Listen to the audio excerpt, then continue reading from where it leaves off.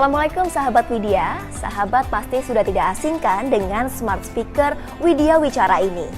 Smart speaker pertama dengan bahasa Indonesia yang merupakan karya anak bangsa. Sebelumnya perkenalkan, saya Cahya. Saya ingin ngasih tahu nih ke sahabat kalau smart speaker Widya Wicara ini sudah dilengkapi dengan artificial intelligence dan juga natural language processing yang bertujuan untuk mempermudah kamu dalam kehidupan sehari-hari. Wow, keren kan? Karya anak bangsa bisa secanggih ini. Untuk tahu lebih lengkapnya, mari kita simak berikut ini. Halo sahabat Widya, kamu tahu kan, di tengah kemajuan teknologi dan informasi yang sangat pesat ini, membuat terjadinya kemunduran karakter di kalangan anak muda saat ini. Contohnya, banyak anak-anak yang mulai jauh dari nilai-nilai Islam. Hal tersebut menjadi tantangan besar bagi orang tua dalam hal membesarkan dan juga mendidik anaknya dengan ajaran-ajaran Islam, seperti mengajarkan doa harian, surat-surat pendek, hadis harian, sampai menceritakan kisah Nabi kepada anaknya.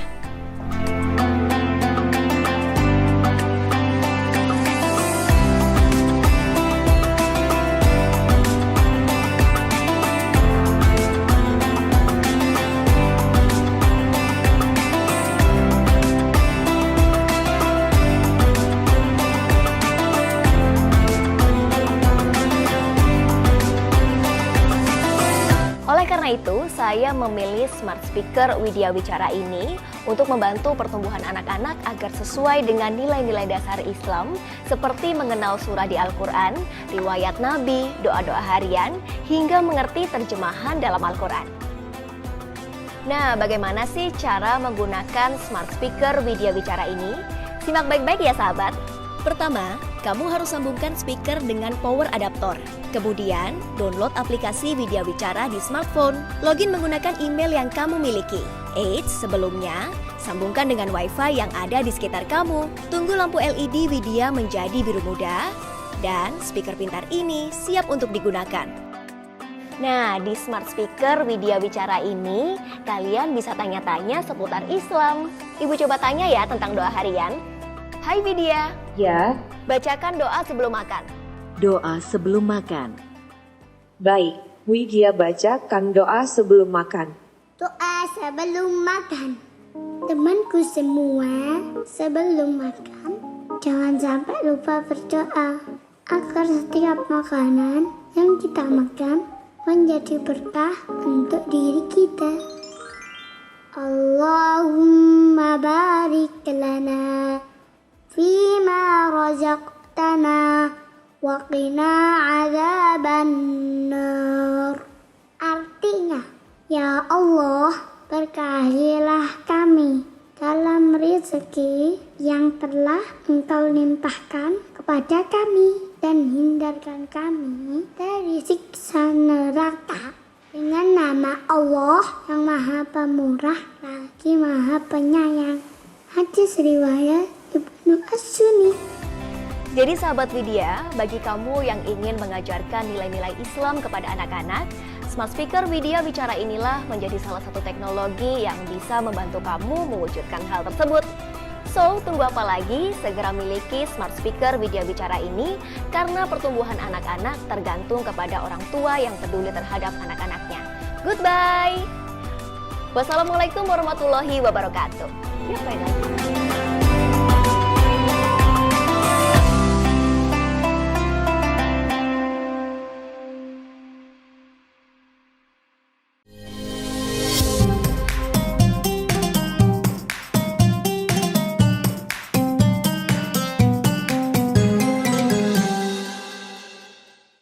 Assalamualaikum warahmatullahi wabarakatuh.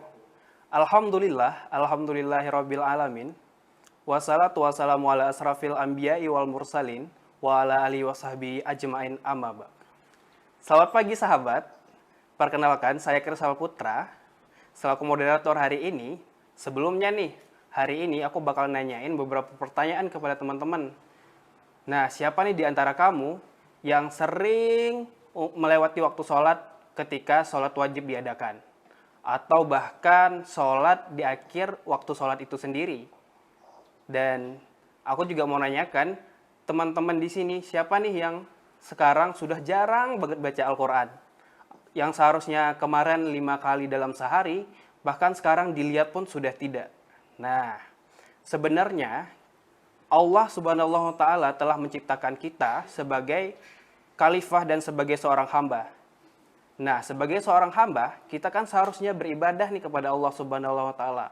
Akan tetapi, permasalahan sekarang karena kesibukan-kesibukan yang kita alami seperti organisasi bagi mahasiswa atau yang sudah bekerja pasti sibuk dengan jobnya, kerjaannya yang harus deadline yang harus dikerjakan tiap harinya. Pasti kadang sholat zuhur tinggal, sholat asar juga di akhir waktu, apalagi sholat subuh juga ketiduran. Itu menjadi polemik permasalahan kita saat ini. Nah, Widya Wicara dengan permasalahan tersebut mengangkat nih moderator dan webinar mengenai milenial muslim untuk dengan tema beribadah di tengah kesibukan. Kita ingin mengajak teman-teman supaya tetap taat dan tetap ingat nih kepada Allah Subhanahu wa taala. Kayak gitu. Nah, sebelum lebih lanjut, pasti teman-teman udah nunggu kan Kak Shirley sebagai pembicara kita. Nah, teman-teman sudah tahu nggak sih si Widya Wicara ini perusahaan yang bergerak di bidang apa? Boleh di komen di bawah ya teman-teman. Aku nunggu nih 2 menit nih untuk teman-teman jawab. Widya Wicara itu apa sih sebenarnya? Bisa langsung typing ya di komen. Tahu Kak? Nah, dari Rahmat Kurniawan nih, tahu Kak? Kira-kira apa nih Rahmat? Widya Wicara. Boleh nih langsung dijawab. Atau teman-teman yang lain yang tahu juga bisa langsung dijawab di kolom komentar. Kita hari ini santai aja, kalau teman-teman mau jawab, ya bisa langsung jawab di kolom komentar. Kalau dari Rahmat tahu nih, Widya Wicara itu adalah perusahaan bergerak di bidang Widih, startup di dekat rumah saya Kak, hehehe. Nah, benar jadi teman-teman, Widya Wicara ini adalah perusahaan aplikasi pembelajaran online. Ya benar, hampir tepat. Nah, tanpa mengulur waktu, sebenarnya Widya Wicara ini adalah perusahaan yang berfokus ke bidang teknologi. Teknologi apa sih Kak? Nah, teknologi berfokus ke smart speaker interaktif nih. Jadi, teman-teman mungkin yang di awal sudah melihat nih kan videonya tentang smart speaker interaktif. Jadi, teman-teman mungkin udah pernah nonton drama Korea startup kan? Nah, yang Sale. Nah, di situ smart speaker Widya Wicara juga bisa membantu teman-teman untuk menanyakan seputar Islam nih. Fitur-fiturnya. Teman-teman bisa menanyakan banyak hal seputar Islam. Mulai dari hadis, mulai dari ayat-ayat pendek, mulai dari doa harian, dan juga zikir pagi petang. Jadi nanti teman-teman bisa belajar untuk adik-adiknya atau untuk teman-teman sendiri belajar mengenai seputar Islam. Nah, sebenarnya untuk Widya Wicara sendiri ini berfokus agar tidak adanya teman-teman yang berpindah atau jauh dari ajaran agama. Maka kita menciptakan si Smart Speaker Widya Wicara untuk membantu nih generasi-generasi muda. Nah, hari ini juga teman-teman supaya tidak sia-sia untuk ikut webinar kita memiliki voucher OVO senilai Rp200.000 untuk 2 orang pemenang. Caranya gimana sih Kak? Nah, caranya teman-teman cukup abadikan atau dokumentasi webinar kita pada hari ini dan upload di story Instagram teman-teman.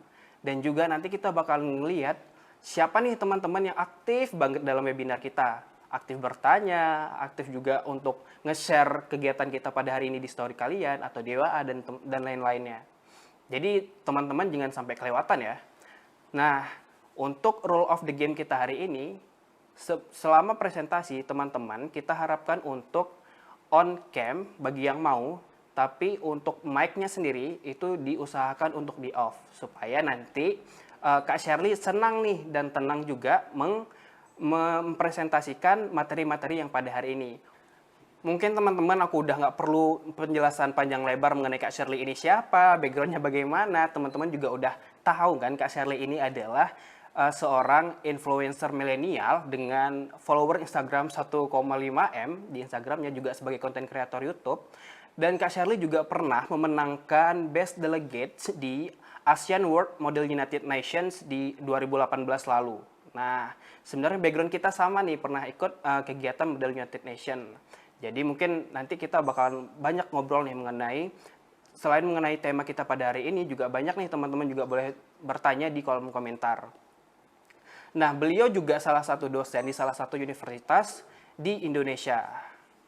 Oke, aku udah tahu teman-teman udah nggak sabar nih untuk dengar presentasi dan materinya dari Kak Shirley.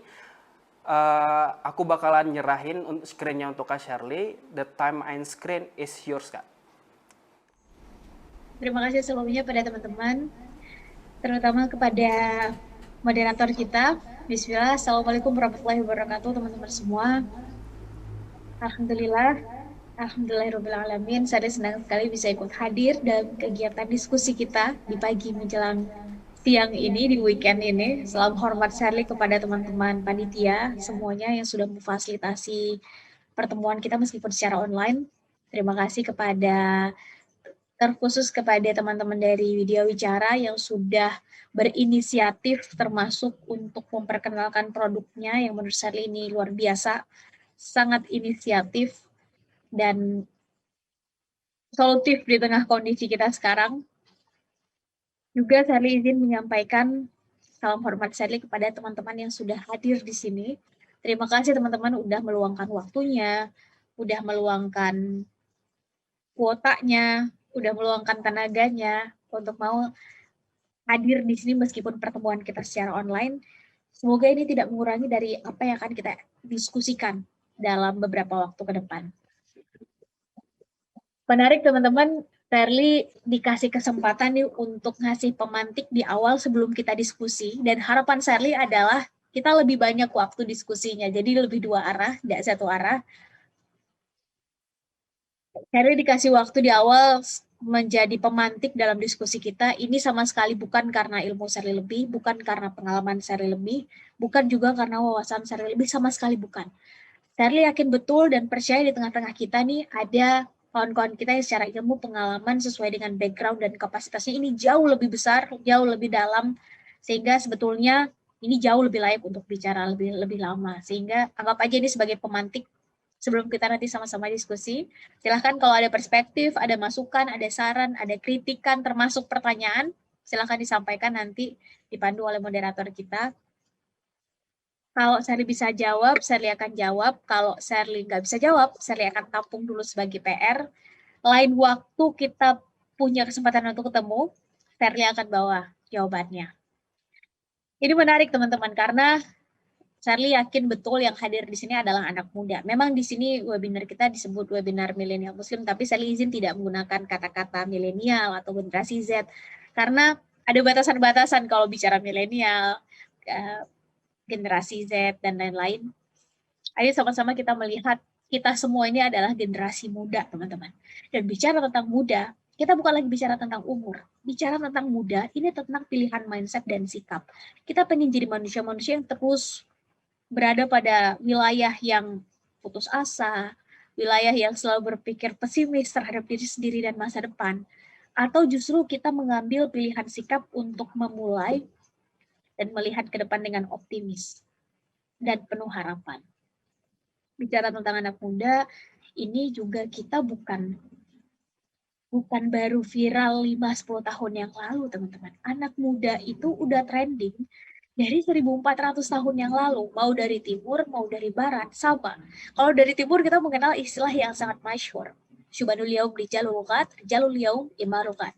Dari barat, para filosofia juga nyebutin, the youth of today are leaders of tomorrow. Artinya kurang lebih sama. Bahwa pemuda hari ini adalah pemimpin di masa depan. Bicara anak muda, otomatis yang kita omongin masa depan, teman-teman. Anak muda nggak bisa nawarin masa lalu, anak muda nggak bisa nawarin hari ini. Ilmu kita sedikit, mau nggak mau, suka nggak suka, kita harus mengakui wawasan kita juga masih pas-pasan, pengalaman kalaupun ada ya masih segitu-gitunya. Yang bisa kita tawarkan sebagai anak muda adalah otomatis adalah masa depan. Ayo sama-sama teman-teman, kita tidak membalik kalimat yang dalam dan indah tadi, bahwa pemuda hari ini adalah pemimpin di masa depan, minimal untuk dirinya, minimal untuk lingkungannya sendiri. Syukur ini bisa kita luaskan lagi spektrumnya pada bangsa, negara, agama. Jangan mau kita balikkan kalimat yang dalam dan indah tadi, menjadi pemuda hari ini adalah pecundang di masa depan. Kenapa pecundang? Karena kita nggak ngelakuin apa-apa dari sekarang, kita nggak netapin persiapan apa-apa dari sekarang. Kira-kira nih, ke depan kita pengen ngelihat apa, kalaupun terjadi perubahan, kira-kira perubahan yang kayak gimana, dan dari perubahan itu kita pengen ambil bagian dalam bidang apa. Malcolm X, seorang aktivis kemanusiaan asal Amerika Serikat, berkulit hitam, dikucilkan saat ia hidup, udah berulang kali keluar masuk penjara, sampai akhirnya dia memutuskan untuk memeluk agama Islam. Yang dia perjuangkan adalah persamaan derajat antara kulit hitam dan kulit putih di Amerika Serikat sampai jadi undang-undang. Udah terlalu banyak peneliti sosial yang nyebutin kalau ada presiden pertama Amerika Serikat berkulit hitam sebelum Obama, maka yang paling pantas adalah Malcolm X. Secara influence-nya, Malcolm X pernah bilang, teman-teman, the future belongs to those who prepare for it today. Masa depan adalah milik mereka yang mau mempersiapkan hari ini. Bicara tentang masa depan, bicara tentang persiapan, kita udah nggak bahas lagi. Kita laki-laki atau perempuan, kita lahir di desa atau di kota, kita berasal dari kondisi sosial ekonomi keluarga seperti apa, kita udah nggak bahas lagi itu. Dan Malcolm X juga tidak sedang dalam kapasitas membahas itu, teman-teman. Bicara tentang masa depan, maka kita semua anak muda, selama berani mengisi masa-masa ini dengan kerja keras dan kerja cerdas, maka kita semua punya kesempatan yang sama untuk melihat masa depan. Pertanyaannya adalah, persiapan apa yang udah kita buat dari sekarang? Benar ya? Ini menarik, teman-teman, karena pada akhirnya kesempatan itu lebih senang datang kepada mereka yang bersiap. Kesempatan itu lebih senang hinggap kepada mereka yang duluan melakukan persiapan. Dan dalam mengisi masa-masa persiapan ini, sebetulnya kita semua anak muda, apapun passion, hobi, skill, latar belakang keilmuan dan pengalaman kita, cuma dibedain jadi 4 tipe aja. Pertama adalah tipe-tipe pesimis. Teman-teman tanyain aja, satu pertanyaan pada manusia jenis ini tentang masa depan. Manusia-manusia pesimis ini bakal ngejawab dari sudut pandang yang nyaris diawali dengan awalan ah. Teman-teman, kira-kira 10-15 tahun dari sekarang pengen ngeliat diri sendiri kondisinya kayak gimana? Manusia-manusia pesimis bakal ngejawab, ah udahlah Kak Ser, itu mereka aja lah, mereka yang pintar-pintar, mereka yang rajin-rajin, mereka aja yang duluan berpikir ke arah sana. Terus kalau kita gimana, teman-teman? Kita nih, apalah Kak Ser, cuma sapean rengginang. Teman-teman, kira-kira nih, kalian nggak tahu nih latar belakangnya, mungkin ada yang sudah bekerja, mungkin ada yang mahasiswa, atau mungkin ada yang masih sekolah, saya nggak tahu. Tapi kalau teman-teman saat ini adalah mahasiswa, kira-kira saat teman-teman lulus nanti, toga teman-teman dipindah, alma mater teman-teman dilepas, kira-kira teman-teman pengen ngelihat diri sendiri udah punya karya dalam hal apa? Udahlah, Kak Ser, itu nanti biar mereka aja lah, mereka yang lebih dekat dengan akses informasi, mereka yang lebih dekat dengan akses kekuasaan, yang lebih dekat dengan akses finansial, mereka duluan aja berpikir ke arah sana. Terus kalau kita gimana, teman-teman? Kita nih apalah, Kak Ser, cuma remukan Astor, atau bahkan kalau bisa yang lebih kecil lagi, bubuk maring mas.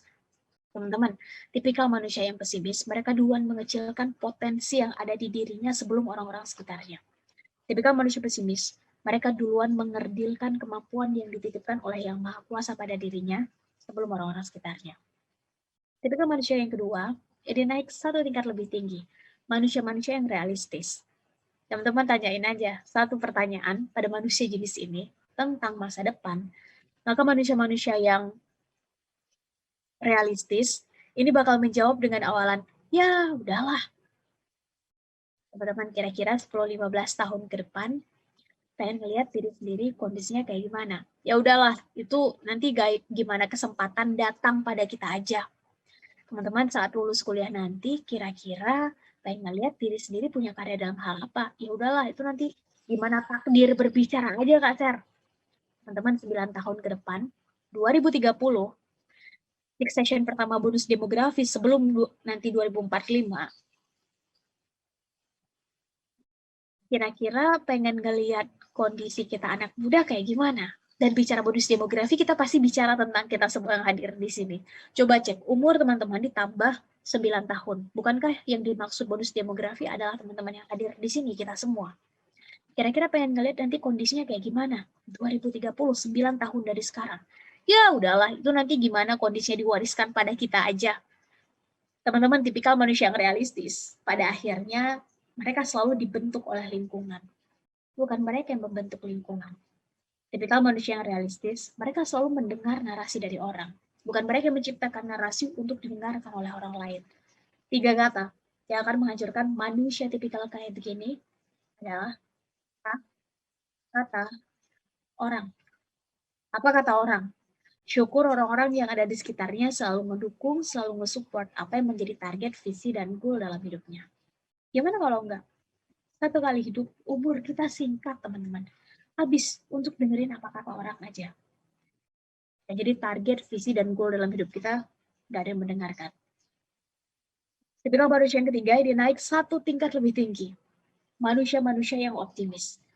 Teman-teman tanyain aja satu pertanyaan pada manusia jenis ini tentang masa depan, maka manusia-manusia yang optimis ini akan selalu melihat dari sudut pandang yang positif dan ada peluang, ada kesempatan yang berhasil dia lihat. Teman-teman kira-kira pengen ngeliat diri sendiri 10-15 tahun ke depan kayak gimana? Sekarang bolehlah kita mahasiswa. Jurusannya apa, semesternya berapa, silakan teman-teman yang isi.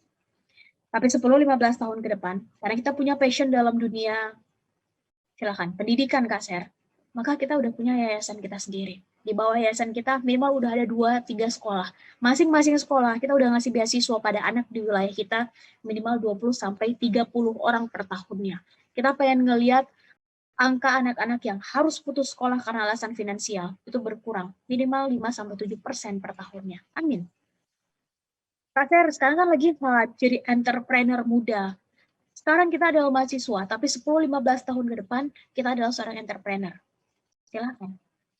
Kira-kira omset per tahun kita karena starting point ya 5-10 M aja lah per tahun. Tahun-tahun awal Kak Ser, silakan. Ya kita udah ngebuka lapangan kerja untuk anak-anak seusia kita kala itu sekitar 30-40 lapangan kerja. Kita pengen ngelihat angka pengangguran di wilayah kita itu berkurang minimal 10% per tahunnya. Amin.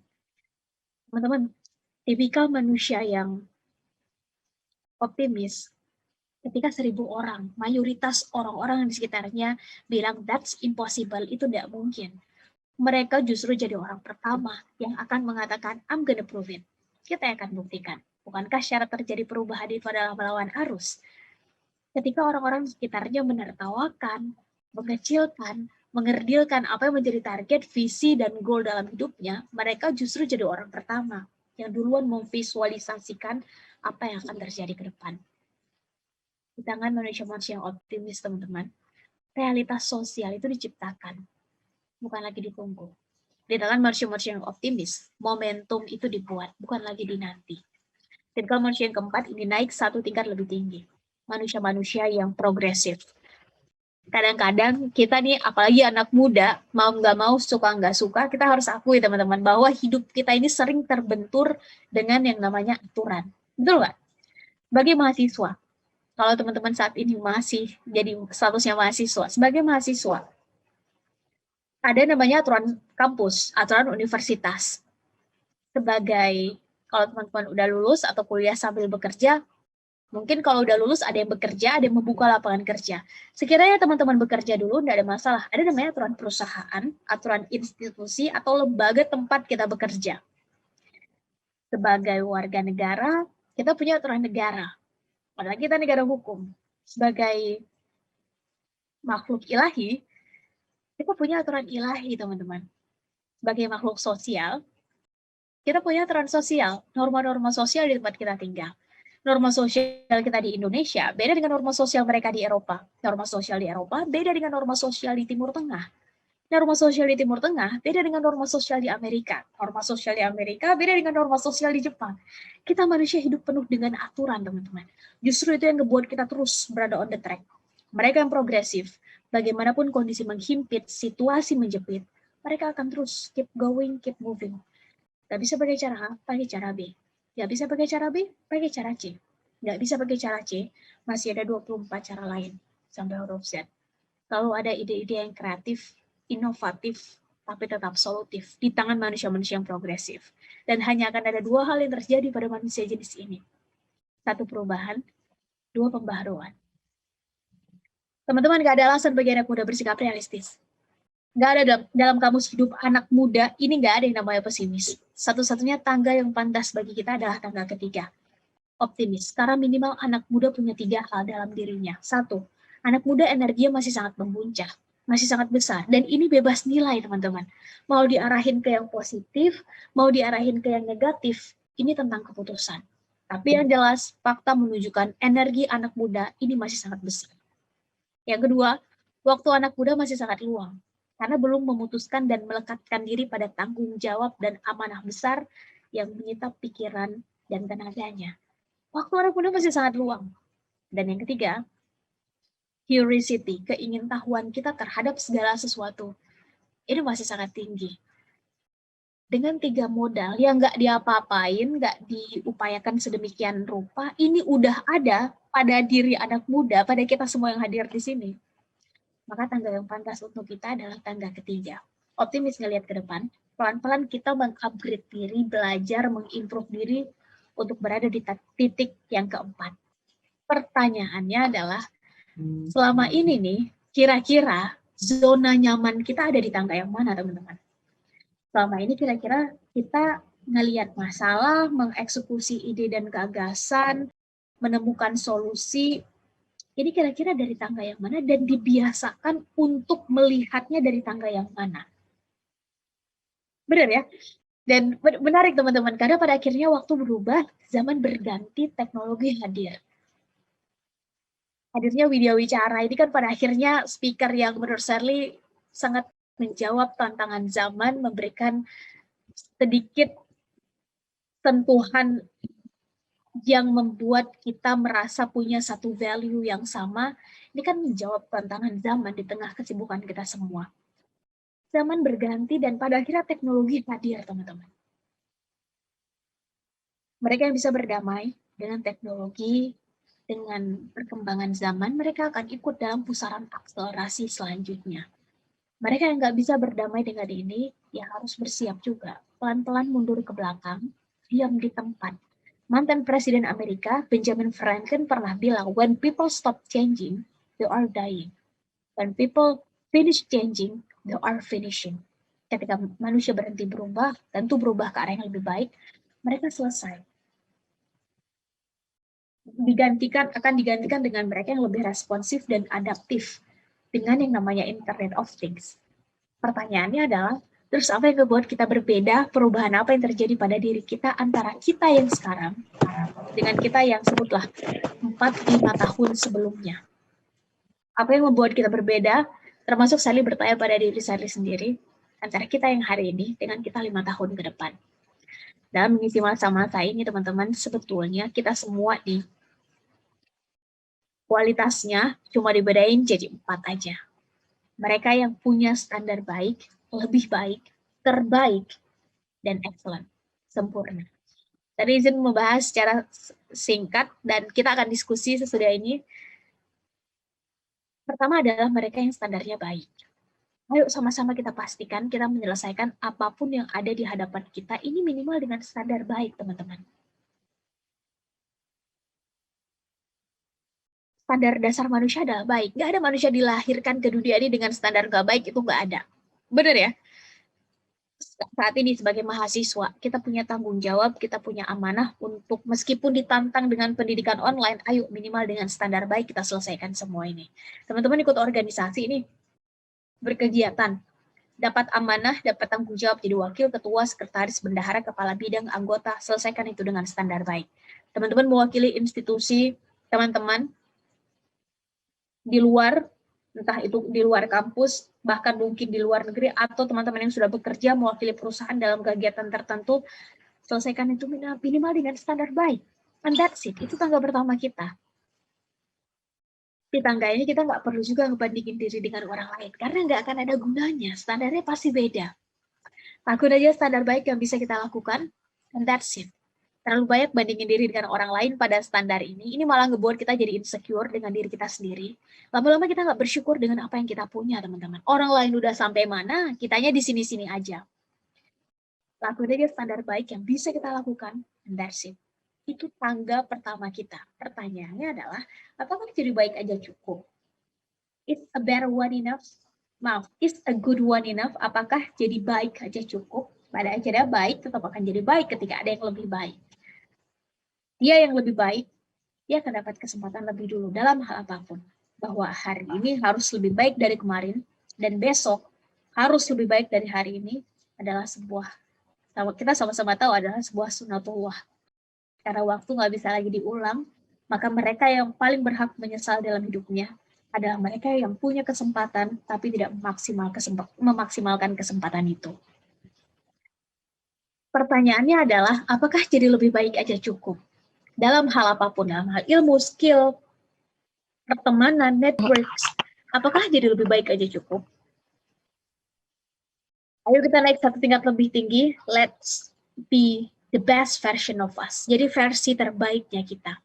Penting untuk digarisbawahi, kita menjadi versi terbaiknya kita, bukan menjadi versi terbaiknya orang lain, karena menjadi versi terbaik orang lain, kita hanya berupaya memenuhi ekspektasi sosial pada diri kita. Dan kita manusia pada akhirnya diciptakan bukan untuk membuat semua orang senang, teman-teman.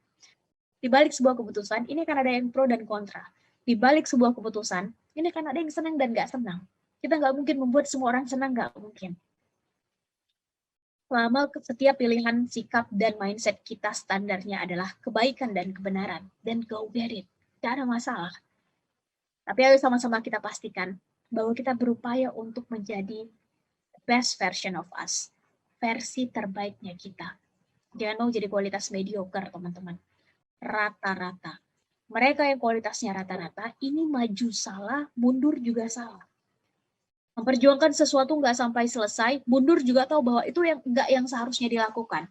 Alhasil, berdamai dengan realitas sosial yang ada, yang itu sebetulnya didesain oleh orang lain. Alhasil, kita hidup dalam realitas sosial yang itu sebetulnya dibuat oleh orang lain. Syukur kalau value-nya sama. Gimana kalau enggak? Satu kali hidup, habis untuk memenuhi visi dan value hidup orang lain.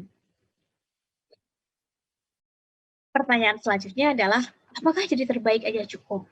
Is the best one enough? Dalam kesempatan baik ini, Sarli ingin mengingatkan ke diri Sarli sendiri, sekaligus mengajak kita semua yang hadir di sini untuk, yuk teman-teman naik satu tingkat lebih tinggi. Let's be an excellent one, yang sempurna di bidangnya. Sempurna bukan tanpa cacat, karena nggak ada manusia yang nggak ada salah, nggak ada gading yang nggak retak. Kita semua pasti punya salah, kita semua pasti punya khilaf, namanya juga manusia. Sempurna di bidangnya adalah dia yang tadinya terbaik dalam bidangnya. Ini bukan hanya untuk dirinya sendiri, tapi mampu mengajak kawan-kawan di sekitarnya untuk sama-sama menjadi lebih baik. Terbaik di bidangnya, ini bukan hanya tentang dirinya sendiri, tapi mampu ngasih banyak kepositifan, keinspiratifan, kebermanfaatan untuk orang-orang sekitarnya. Karena dunia bukan hanya mencatat manusia yang paling kaya, teman-teman. Dunia bukan hanya mencatat manusia yang parasnya paling ganteng, wajahnya paling cantik. Ini akan lekang dimakan oleh waktu. Dunia juga mencatat manusia yang kehadirannya bisa ngasih impact untuk orang-orang sekitarnya. Dan lebih senang mencatat manusia kayak begini. Mau dari timur, mau dari barat, kita sama-sama bisa buktikan bahwa kita boleh punya banyak pencapaian dalam hidup. Ini satu hal yang positif, melengkapi portfolio kita. Tapi pada akhirnya sejarah mencatat pencapaian tertinggi yang bisa dibuat oleh seorang anak manusia adalah ketika kehadirannya bisa ngasih impact untuk orang-orang sekitarnya. Artinya kita selesai dengan diri kita sendiri. Toh alasan penempatan Nabi Muhammad SAW sebagai orang nomor 1 paling berpengaruh di dunia oleh Michael Hurt dalam bukunya 100 orang paling berpengaruh di dunia, ini bukan karena finansialnya, bukan karena panasnya, tapi karena dampak yang dibuat dalam setiap lini kehidupan di waktu yang sangat singkat. Ayo kita keluar dari zona-zona eksklusivitas, teman-teman. Yang hanya berpikir tentang saya ketika udah, kalau kita saat ini mahasiswa, saat kita udah lulus, kira-kira berapa yang masuk ke rekening saya per bulan, naik lagi saya, nanti tambah trust dari lingkungan bertambah, tambah dewasa, kira-kira kekuasaan saya seberapa, saya terus nggak akan selesai-selesai. Kalau ada dua hal yang menjadi musuh utama manusia, satu ego dalam dirinya sendiri, dua greedy, tamak, rakus. Yang dua-duanya berasal dari internal kita. Jadi kalau ada pertanyaan apa dan siapa yang membuat kita tidak sampai pada titik maksimalnya kita sebagai manusia, kita udah sama-sama tahu jawabannya. Diri kita sendiri. Kalau ada yang terus-terusan playing victims, ngerasa diri adalah korban, terus making excuse pembenaran yang salah adalah mereka, bukan saya, kita ini adalah korban. Ini tipikal manusia yang nggak akan kemana-mana. Orang lain mau udah sampai mana, kitanya ternyata masih di sini-sini aja karena masih mempertahankan dua hal ini dalam diri kita. Ayo sama-sama kita keluar dari zona-zona eksklusivitas, mengubah kata saya menjadi kata kita. Gimana teman-teman? Kita ke depan. Dan saat kata saya diubah jadi kata kita, ini semua pertanyaan otomatis bakal berubah. Karena kata kita ini membuat kita semua harus terlibat di dalamnya. Bukan lagi tentang seberapa besar perubahannya, tapi seberapa mau kita menjadi bagian dari perubahan. Benar ya? Dan ini menarik karena sekarang di tahun ini kita masuk industri 5.0. Industri society. Dan bicara tentang industri society, kita cuma bicara tentang 3 hal, teman-teman. 1, konektivitas, 2, kolaborasi, 3, kecepatan. Siapa aja yang bisa berdamai dengan 3 hal ini? Siap-siap. Dia akan ikut dalam pusaran akselerasi selanjutnya. Dan otomatis kolaborasi menjadi 1 dari 3 kata kunci untuk bertahan, setidaknya dari seleksi alam ini. Ayo sama-sama kita ubah kata saya menjadi kata kita. Semua pertanyaan tadi otomatis bakal berubah. Gimana kita? 9 tahun dari sekarang, teman-teman. Ibaratnya ombak, kita yang dimainkan ombak atau kita yang memainkan ombak. Kita terus-terusan jadi pasar atau setidaknya kita menjadi pemain dari sekian banyak pemain yang ada di pasar itu. Di pasar kita sendiri. Kira-kira gimana, teman-teman? Apa kita terus jadi penonton atau kita setidaknya menjadi bagian dari pemain dari sekian banyak pemain yang ada? Gimana kita 24 tahun ke depan? 2045. 100 tahun Indonesia merdeka, semua orang menggadang-gadang generasi emas dari sekarang. Bicara generasi emas, kita bicara tentang kita semua yang hadir di sini. Coba cek, umur teman-teman sekarang ditambah 24 tahun.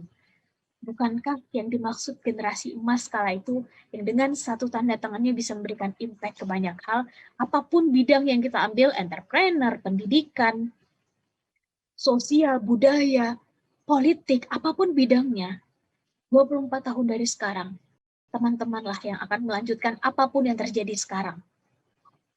Dan otomatis 1 abad Indonesia merdeka, akan ada evaluasi besar-besaran terhadap cita-cita besar bangsa saat pertama didirikan.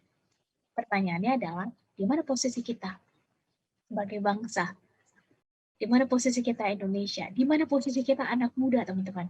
Di mana posisi agama? Di mana posisi kita semua? Kala itu, apa kita masih jadi tuan di negeri kita sendiri? Saat pertanyaan-pertanyaan besar ini coba untuk kita tanya, maka otomatis pertanyaan kuncinya adalah, terus Kak Ser, kita bisa mulai dari mana?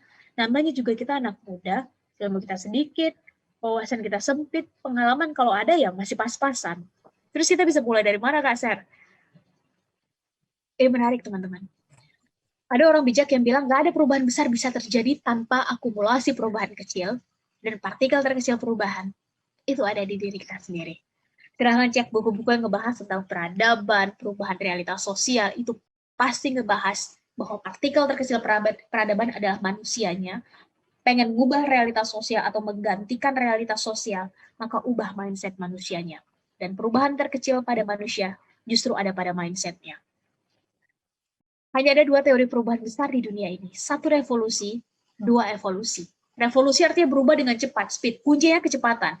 Evolusi berubah dengan lambat. Butuh waktu, butuh proses, butuh kesabaran. Ini bukan tentang benar salah, ini tentang teman-teman mau mengambil cara yang seperti apa. Berubah dengan cepat, kuncinya adalah kecepatan. Apalagi sekarang kita masuk ke zaman bukan hanya yang besar mengalahkan yang kecil, tapi yang cepat akan mengalahkan yang lambat.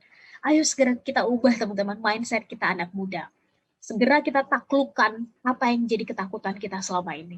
Kira-kira nih kita anak muda yang kita takutin apa, teman-teman? Bob Sadino bilang dalam bukunya, ada 5 hal, dia bikin penelitian tentang anak muda. Dia bilang hasil penelitiannya, ada 5 hal yang paling ditakutkan oleh anak muda. Kita sama-sama cek ya, karena saat membaca bagian ini, saya juga ngecek diri saya sendiri. Benar nggak sih? 5 hal yang paling ditakutkan oleh anak muda menurut Bob Sadino. 1, kegagalan. Kita anak muda takut gagal. Belum memulai sesuatu, nanti kalau gagal gimana ya? Belum mencoba sesuatu, nanti kalau kita nggak berhasil, kira-kira gimana ya? selalu berpikir negatifnya duluan saat kita gagal, saat kita tidak berhasil, daripada saat kita berhasil, impact-nya seperti apa. Yang kedua, anak muda takut apa kata orang. Mau berbuat sesuatu, nanti apa kata orang. Mau ngepost sesuatu nih, nanti gimana kata mereka ya. Selalu berpikir bagaimana orang akan berpikir, punya mindset terhadap kita. Padahal kita nggak bisa ngatur orang mau berpikir seperti apa, orang mau berbuat seperti apa, dan pikiran dan perkataan orang terhadap kita itu tidak menentukan kualitas kita sebagai manusia. Justru kualitas kita ditentukan dari pilihan sikap kita menanggapi perkataan orang dan perbuatan orang terhadap kita. Yang ketiga, yang kita takutin adalah keluar dari zona nyaman. Keempat, penerimaan lingkungan. Dan yang kelima, anak muda nggak suka dikritik. Kita anak muda lebih senang diapresiasi. Padahal kritik dan apresiasi, ini keduanya harus balance, teman-teman. Terlalu banyak diapresiasi, nggak ada kritik, selama kritiknya membangun ya. Terlalu banyak diapresiasi, nggak ada kritik, ini juga nggak sehat. Kita jadi nggak tahu di mana blind spot dan kesalahan kita. Terlalu banyak dikritik, nggak ada apresiasi, ini juga nggak baik. Kita anak muda jadi nggak tahu di mana hal baik yang udah kita kerjakan yang benar dan harus kita teruskan. Kritik dan apresiasi ini harus seimbang. Dilalahnya, kita anak muda nggak begitu suka untuk dikritik, lebih senang diapresiasi. Makanya wajar, masuk ke anak muda, ini pasti harus muji dulu. Kamu udah baik sih, nanti koma, tapi baru disampaikan. Bener nggak? Kamu udah bagus sih, tapi nanti akan ada demikiannya. Karena memang anak muda ternyata, karena egonya masih besar, ini nggak begitu suka dikritik. Dari 5 hal ini, teman-teman, kira-kira cocok nggak dengan kita?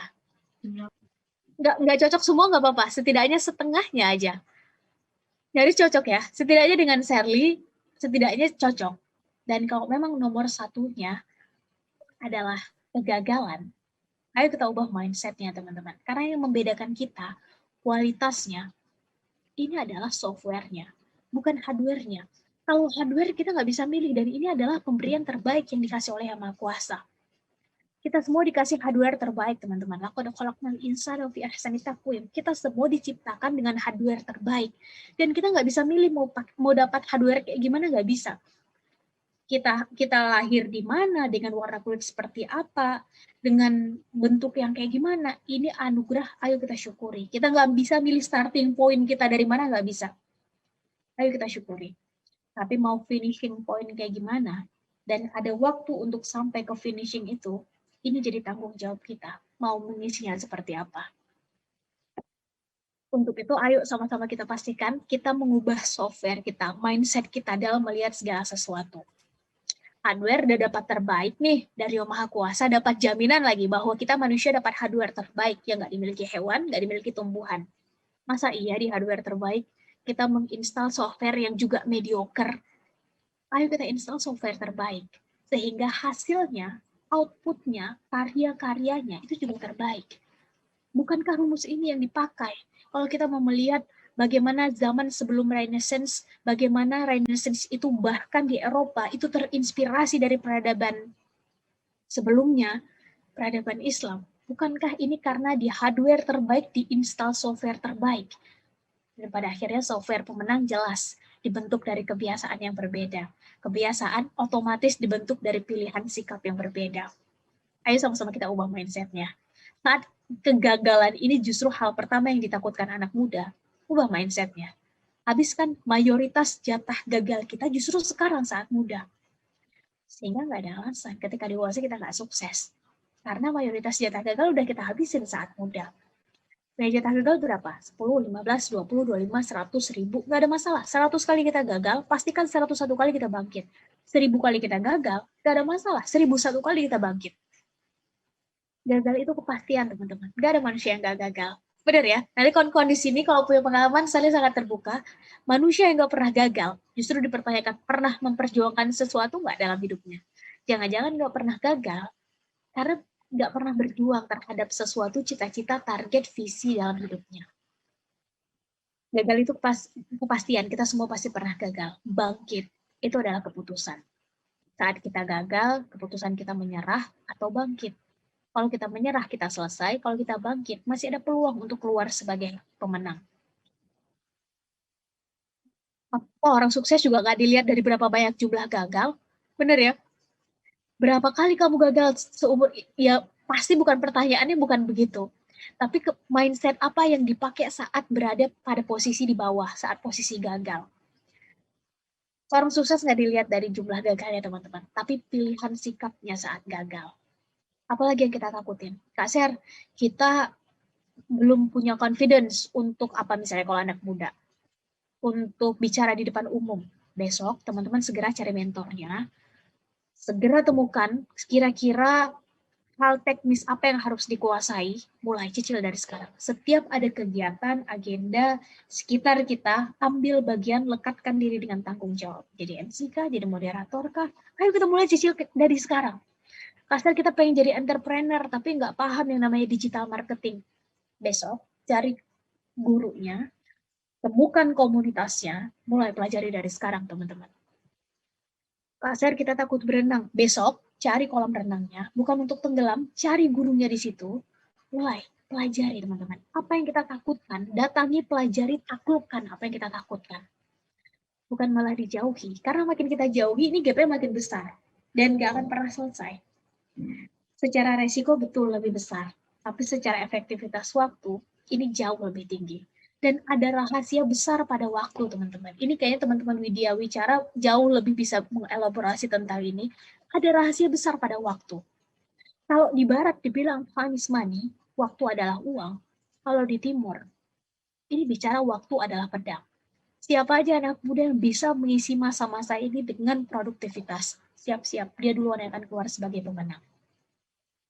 Atau pakai cara yang kedua, berubah tapi pelan-pelan, butuh proses, butuh kesabaran, dan hanya mereka yang punya kecerdasan paling tinggi pada manusia yang bisa keluar sebagai pemenang. Kecerdasan paling tinggi pada manusia adalah kecerdasan daya tahan. Bahasa Indonesia konsisten, bahasa Inggris ya persistence. Dalam agama Islam kita mengenal istilah istiqomah. Memutuskan berubah, memutuskan berhijrah, itu gampang teman-teman. Yang sulit apanya? Istiqomah yang sulit, benar ya? Konsisten yang sulit. Dari Harvard University Psychological Center yang nyebutin. Kecerdasan paling tinggi pada manusia namanya adversity quotient. Kecerdasan daya tahan. Ini posisinya di atas IQ, di atas EQ, di atas SQ. Namanya IQ. Adversity quotient. Daya tahan kita dalam memperjuangkan sesuatu yang kita putuskan dengan penuh kesadaran selama standarnya 2. Baik dan benar. Harus sampai benar. Karena baik belum tentu benar, benar udah pasti baik. Kalau baik ini masih sangat tergantung pada siapa, di mana, dan kapan. Baik di Indonesia belum tentu baik di Eropa. Sesuatu yang dianggap baik di Eropa belum tentu dianggap baik di Timur Tengah. Sesuatu yang dianggap baik di Timur Tengah belum tentu dianggap baik di Jepang, teman-teman. Sangat tergantung di mana. Baik menurut orang tua kita dulu, belum tentu dianggap baik di zaman kita. Benar nggak? Baik di zaman kita sekarang, belum tentu dianggap baik nanti di generasi alfa. Akan sangat bergantung kepada siapa, apa, di mana, dan kapan. Kalau hanya baik. Tapi saat bicara tentang benar, ini kita bicara value, teman-teman. Yang namanya kejujuran itu kebenaran. Yang namanya adil itu kebenaran, benar ya? Yang namanya tentang simpati, tablik, misalnya amanah misalnya. Ini adalah kebenaran. Bahwa kita harus sesuai apa yang kita sampaikan dengan apa yang kita lakukan. Ini adalah standar kebenaran, benar ya? Mau dari 1400 tahun yang lalu, standar kebenaran itu nggak berubah. Mau dari kutub utara ke kutub selatan, standar kebenaran itu nggak berubah.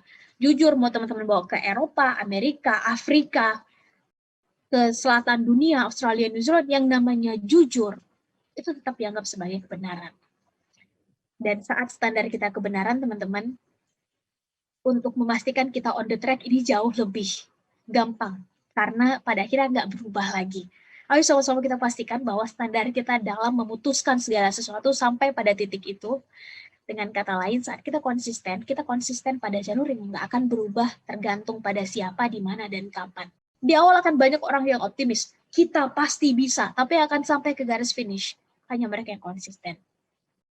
Dan dalam hal ini saya senang banget dengan satu quotation yang mungkin sebagian besar teman-teman udah pernah dengar atau udah pernah baca atau bahkan udah pernah nonton filmnya, sudah ada juga filmnya, dari Margaret Thatcher, Perdana Menteri Perempuan pertama Inggris.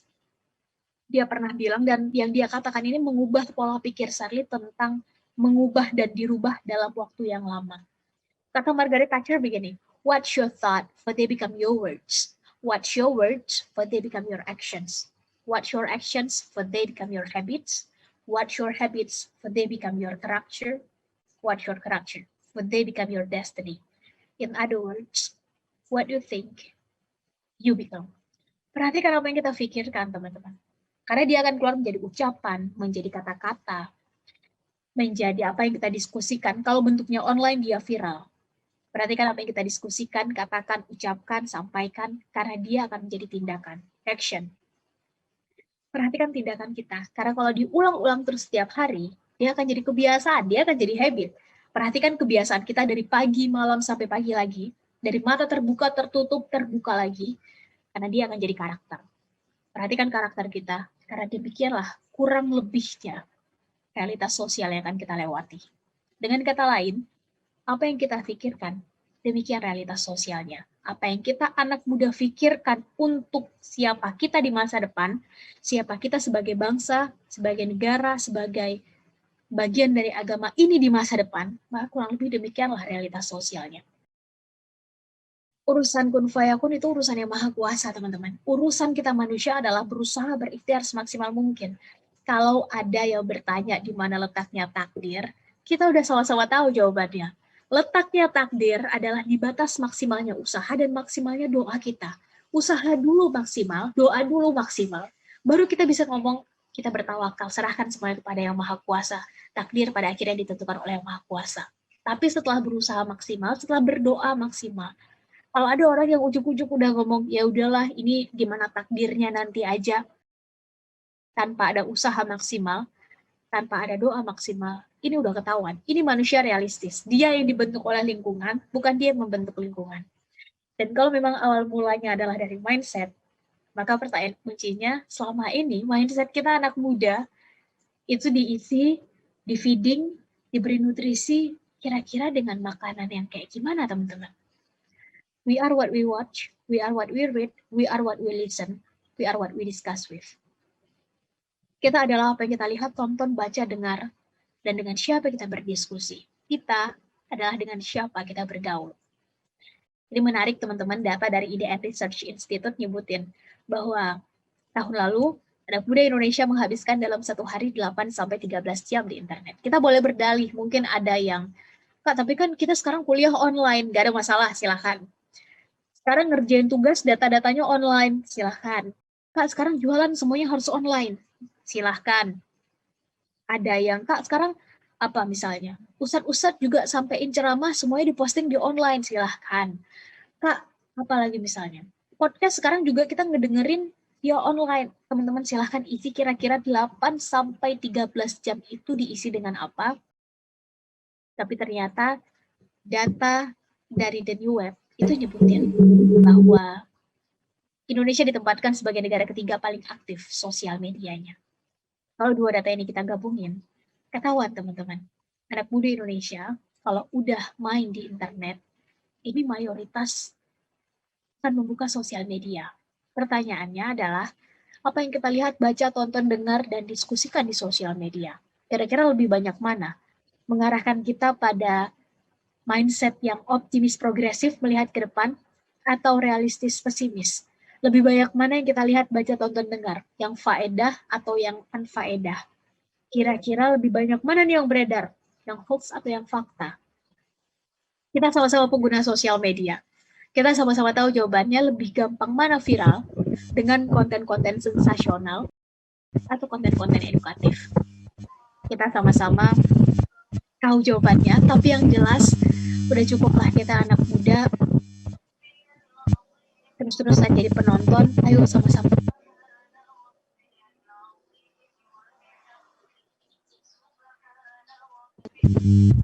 Karena sejarah gak akan pernah mencatat para penonton, sejarah hanya mau mencatat para pemain. Dan hasil pertandingan juga gak akan berubah karena penonton. Hasil pertandingan hanya bisa diubah saat kita jadi pemain, sesuai dengan bidang dan kapasitas kita masing-masing. Udah cukuplah orang baiknya terus-terusan di pinggiran. Sekarang waktunya teman-teman yang hadir di sini, orang-orang baiknya, ini masuk ke tengah. Dan ayo sama-sama kita jemput dan ambil tanggung jawab sesuai dengan bidang kita masing-masing. Dengan menjadi the best version of us. Ayo kita pastikan sebelum kita berdiskusi, di sisa waktu yang ada, Sally boleh tolong dibantu dijadikan co-host teman-teman panitia. Ada satu slide yang pengen Sally kasih lihat. Ayo sama-sama kita pastikan bahwa kita adalah manusia-manusia produktif, bukan manusia yang sibuk sekedar sibuk, teman-teman. Dan manusia yang produktif dengan manusia yang sibuk, ini jelas berbeda. Berbeda fokus, berbeda target, berbeda manajemen waktunya jelas berbeda. Manusia yang produktif, ini jelas. Goal targetnya kemana, ini jelas. Dan fokus mengerjakan itu. Semua aktivitas yang dilakukan, ini mengarah pada hal itu. Sedangkan manusia yang sibuk, ini semuanya dikerjakan. Hari ini viral A, kita ikut. Besok trending B, kita juga ikut. Manusia yang produktif dan manusia yang sibuk, ini sama-sama melakukan aktivitas, sama-sama melakukan, terlihat melakukan kegiatan, bisa jadi aktivitas dan kegiatannya sama, bisa jadi dari kampus atau organisasi yang sama, bisa jadi aktivitasnya sama, tapi tunggu 2, 3, 4 tahun ke depan. Jelas, beda pencapaiannya, achievement-nya beda, impact-nya juga pasti akan berbeda. Sebetulnya ini adalah refleksi dari apa yang Sally lewati, kesalahan Sally saat awal-awal kuliah. Sally adalah manusia yang sibuk. Teman-teman jangan ulangi kesalahan Sally. Sally adalah manusia yang sibuk di awal-awal kuliah. Begitu banyak aktivitas, tapi pada akhirnya ketika ada satu mentor yang mengingatkan, Ser, kamu tuh manusia yang sibuk, bukan produktif. Namanya anak muda ya, egonya masih tinggi. Nggak terima dibilang sibuk. Padahal saat itu mentor udah bilang bahwa menantang Sally dengan 4 pertanyaan. Pada akhirnya, begini deh, Ser, kamu coba jawab 4 pertanyaan ini. Kalau 4 pertanyaan ini bisa kamu jawab, tandanya kamu manusia produktif, saya akan jadi orang pertama yang akan mendukung semua aktivitasmu. Tapi kalau kamu tidak bisa menjawab pertanyaan ini, hold on, tahan dulu. Tandanya kamu manusia yang sibuk, akui itu, dan segera jawab 4 pertanyaan ini. Untuk itu saya pikir ini menjadi bagian terakhir yang saya jadikan pemantik untuk kita berdiskusi.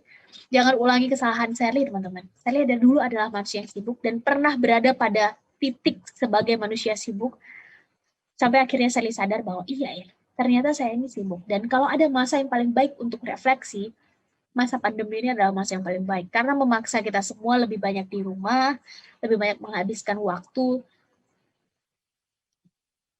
pada diri kita sendiri, lebih bisa merenung dan merefleksikan jangan-jangan selama ini saya sibuk bukan produktif, dengan menjawab 4 pertanyaan.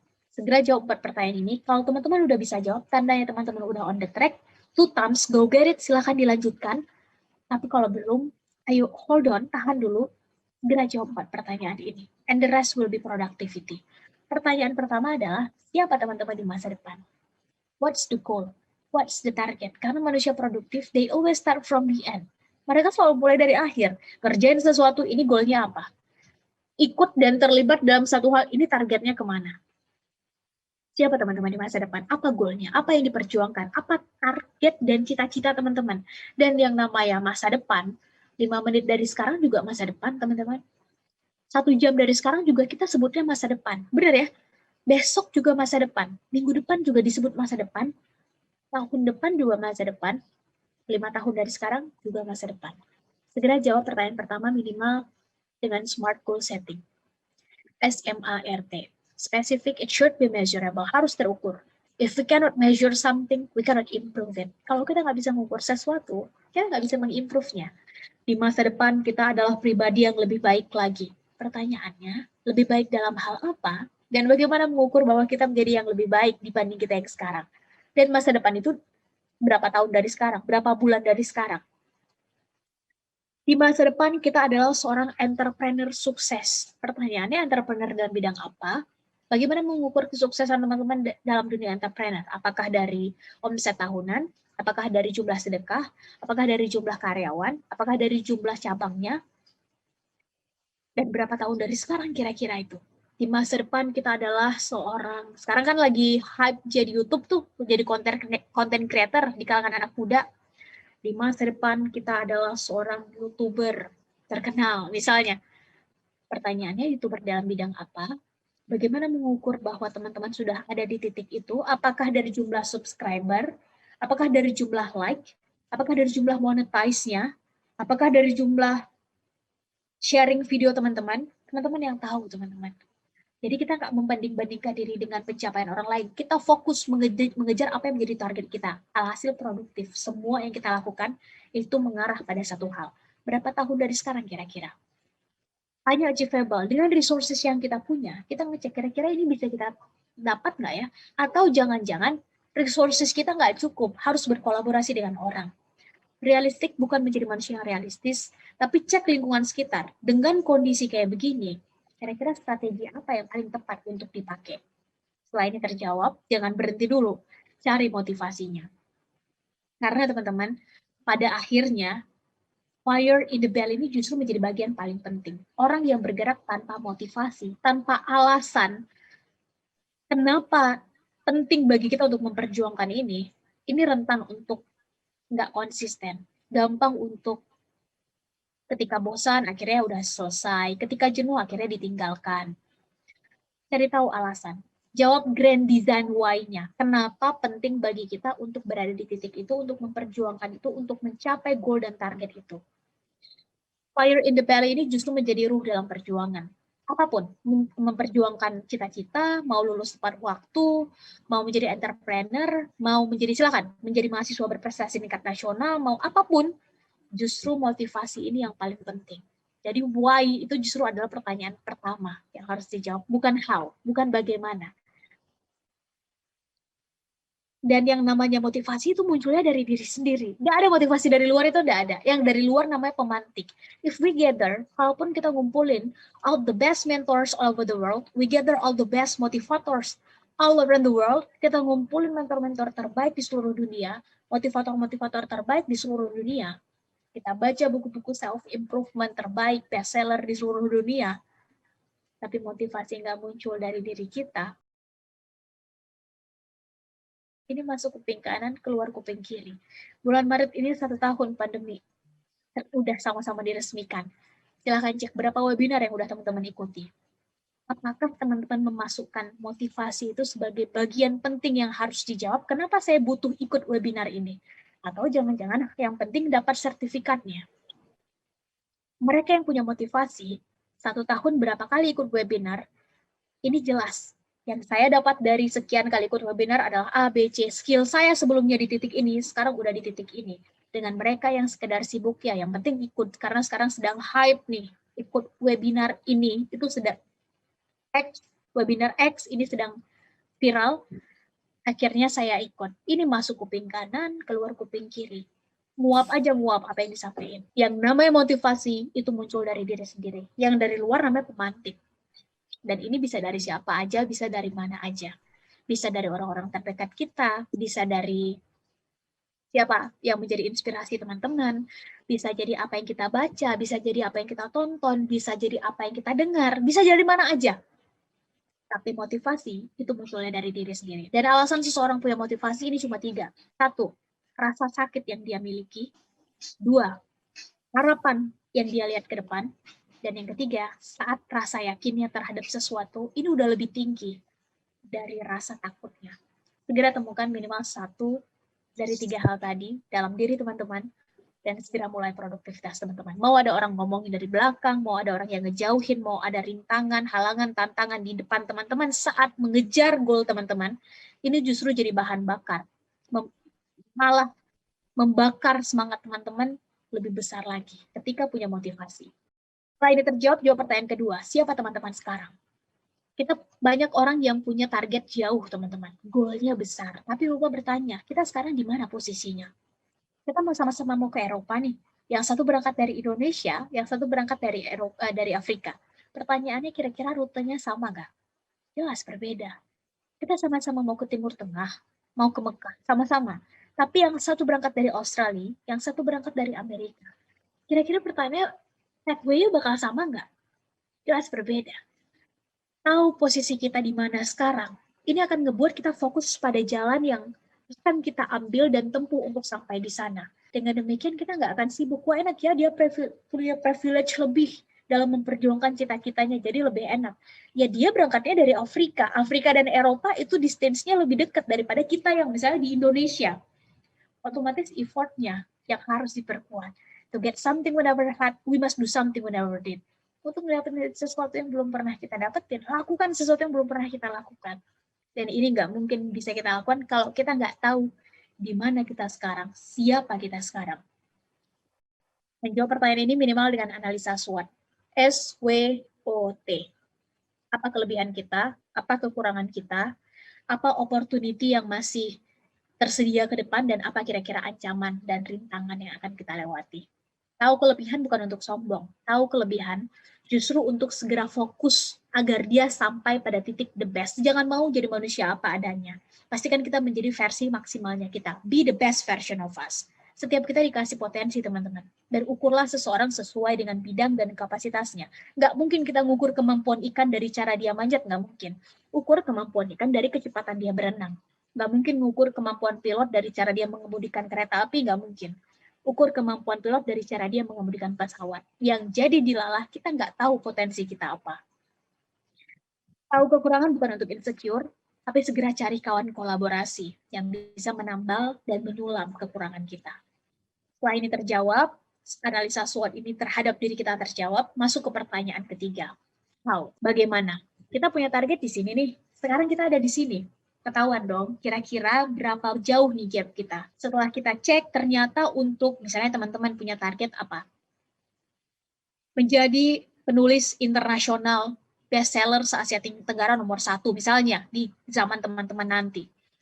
Oke, untuk sampai di titik itu butuh waktu 7 tahun. Selama 7 tahun berarti minimal saya udah punya 3 buku dalam bahasa Inggris. Otomatis bahasa Inggris harus oke. Berarti di tahun pertama nih, saya akan fokus untuk nerbitin buku. Nggak bisa pakai penerbit mayor, nggak apa-apa penerbit minor. Berarti saya harus menguasai bahasa Inggris. Oke, mau pakai apa? TOEFL apa IELTS? Mulai pelajari dari sekarang. Ketika yang lain sibuk apa, dengan aktivitasnya, kita tahu goal yang tengah kita kerjakan ke sana, kita nggak akan ikut-ikutan dengan pathway yang orang ambil. Kita jelas targetnya di sana, dan ketika orang lain mencapai satu pencapaian, kita akan ikut menyelamatkan, memberikan selamat. Ketika mereka sedang gagal, kita akan ikut memberikan empati kepada mereka. Kenapa? Karena kita bukan sedang membanding-bandingkan diri kita dengan mereka. Kalau kita pengen lulus kuliah nanti langsung lanjut ke Eropa beasiswa misalnya, segera cek ke Eropa itu kira-kira butuhnya apa aja. Butuh bahasa, mulai kejar dari sekarang. Kira-kira butuh pengalaman organisasi nggak? Kira-kira kalau butuh di tingkat mana? Di tingkat nasional kah? Di tingkat internasional kah? Silahkan. Butuh pengalaman kerja nggak? Butuh karya tulis yang sudah pernah diterbitkan nggak? Kejar itu dari sekarang, teman-teman. Karena mereka yang bersiap, mereka akan dapat kesempatan lebih dulu dalam hal apapun. Kak, kita pengen misalnya memulai usaha kita sendiri. Mulai dari sekarang. Minimal mindset-nya adalah mindset entrepreneur. Yang action-oriented, yang berani mengambil resiko, dan bukankah target besar itu akan terus terlihat besar ketika kita nggak memecahnya menjadi target-target kecil. Pecah target besar itu menjadi target tahunan jadi target bulanan, mingguan, harian. Jadi semua aktivitas kita itu disebut produktif, bukan lagi sibuk sekedar sibuk. Karena jelas goalnya apa, targetnya apa. Setelah ini terjawab, jawab pertanyaan keempat. Kira-kira kita pengen ninggalin apa teman-teman untuk generasi sesudah kita? Karena setiap orang ada masanya, setiap masa ada orangnya. Waktu kita terlalu berharga untuk sekedar dihabiskan bermain-main dan bersenang-senang semata. Tadi izin mengutip perkataan salah seorang guru besar bangsa, Buya Hamka. Karena mengutip perkataan orang, jadi saya izin nggak ubah kiranya ada yang kurang berkenan dengan pilihan kosakatanya. Kata Buya Hamka begini teman-teman, kalau hidup hanya sekedar hidup, maka babi di hutan juga hidup. Kalau hidup hanya sekedar bermain-main, makan, bersenang-senang, maka monyet di hutan pun melakukan hal yang sama. Kita manusia dikasih ini dan dikasih ini hati untuk berempati. Ayo kita kolaborasikan keduanya dan siap-siap gebrakan-gebrakan besar sama-sama bisa kita lakukan. Karena toh Hasan Al-Banna juga bilang, gak ada perubahan besar di dunia ini bisa terjadi tanpa di belakangnya ada derap langkah anak muda. Karena yang ditawarkan oleh anak muda itu adalah masa depan. Ayo sama-sama kita pastikan minimal diri kita sendiri masuk dalam derapan langkah anak muda itu. Ya jelas, gak ada cita-cita yang terlalu tinggi. Dengan setelah kita menjawab 4 pertanyaan tadi, maka sebetulnya nggak ada cita-cita yang terlalu tinggi. Yang ada langkah kita yang terlalu pendek. Nggak ada visi terlalu besar tuh nggak ada. Yang ada misi kita yang terlalu kecil. Ayo kita panjangkan langkahnya, besarkan misinya, maka target, goal, cita-cita, visi itu akan merapat dengan sendirinya sesuai dengan kelayakan dan kapasitas kita. Tapi kan Kak Ser, masa depan itu tidak pasti. Saya sepakat. The future is unpredictable. Masa depan itu nggak pasti. But the best way to predict our future is created now. Cara terbaik memprediksi masa depan kita adalah buat itu dari sekarang. Dan orang yang paling bertanggung jawab untuk masa depan kita is us ourselves. Orang yang paling bertanggung jawab, the most responsible person for our future is us ourselves. Diri kita sendiri. Bukan dosen-dosen kita kalau teman-teman mahasiswa, bukan guru-guru kita kalau saat ini teman-teman masih sekolah, bukan bos atau atasan kita kalau teman-teman sudah bekerja, bukan orang tua kita, bukan kakak kita, bukan adik kita, bukan paman kita, bukan sahabat kita. Kita adalah orang yang paling bertanggung jawab untuk masa depan kita. Desain itu dari sekarang, karena hanya ada 2 pilihan, kita mendesain masa depan kita atau orang lain yang akan mendesainkannya untuk kita. Kita mewarnai atau kita yang akan diwarnai. Saya pikir demikian, setidaknya pemantik dari Charlie. Mohon maaf kalau ambil sedikit lebih banyak waktu dari yang disediakan. Masih ada waktu tersisa dan Charlie sangat terbuka pada diskusi. Untuk itu dikembalikan dulu pada moderator. Pastinya teman-teman nih, banyak banget dapat amunisi nih dari penjelasan yang luar biasa dari Kak Charlie. Nah, karena kita bakal mempersingkat waktu, mungkin teman-teman yang ingin bertanya bisa di kolom chat dan juga bisa langsung raise hand. Nah, sebelumnya ada beberapa yang aku akan highlight nih dari materi Mbak Charlie.